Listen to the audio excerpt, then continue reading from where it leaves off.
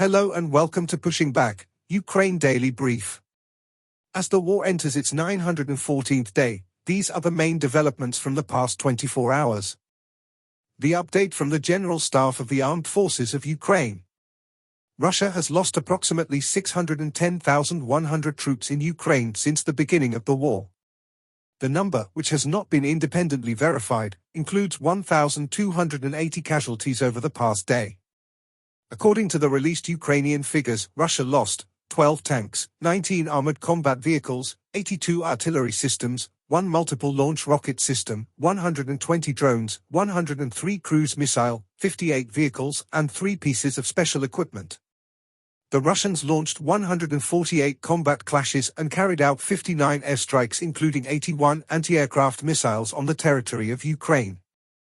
They also used 649 kamikaze drones and carried out 3,200 attacks on the positions of Ukrainian troops and settlements using various types of weapons. In its latest intelligence update, the Institute for the Study of War, Russia conducted one of the largest combined series of drone and missile strikes against Ukrainian critical infrastructure to date on August 26. Ukraine issued a warning to Belarus amid the recent buildup of Belarusian forces at the Ukrainian border in Belarus Gomel Oblast. The current Belarusian buildup along the Ukrainian border is likely intended to divert and stretch Ukrainian forces along a wider front line, as ISW continues to assess that Belarusian forces remain unlikely to invade Ukraine due to constraints facing Belarusian President Alexander Lukashenko.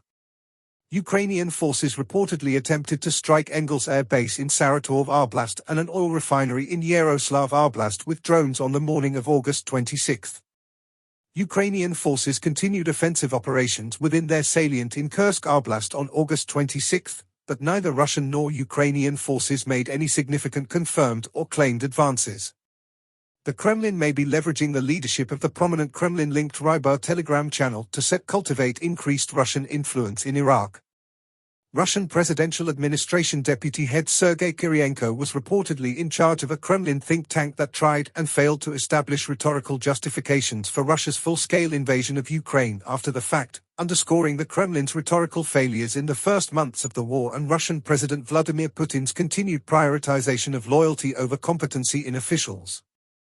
The Russian Ministry of Defense continues to recruit foreigners to fight with the Russian military in Ukraine. Russian forces recently advanced northeast of Kharkiv city, north of Chasiv Yar, southeast of Pokrovsk, and west of Donetsk city. In Zelensky's nightly address he spoke about 3 key areas.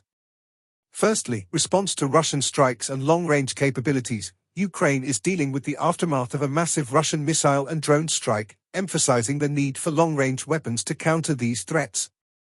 Discussions with allies on acquiring such capabilities are ongoing, with Ukrainian forces actively targeting Russian positions, particularly in the Kursk region, to compensate for current limitations. Secondly, military operations and energy infrastructure. He held detailed discussions with military leaders, focusing on the defense against Russian assaults, particularly in the Donetsk region. Decisions were made to strengthen Ukrainian positions and ensure the resilience of the energy infrastructure, with continuous work to restore and protect critical facilities. Lastly, law enforcement and anti-corruption efforts. He convened a meeting with law enforcement and anti-corruption agencies to address issues related to collaborators, border security, and illegal crossings. Anti-corruption measures were reviewed, with a directive to develop a clear plan to address outstanding issues within 2 weeks. Thanks for following today's updates. Please don't forget to like and subscribe for more content. We'll return tomorrow with the latest news on the ongoing conflict.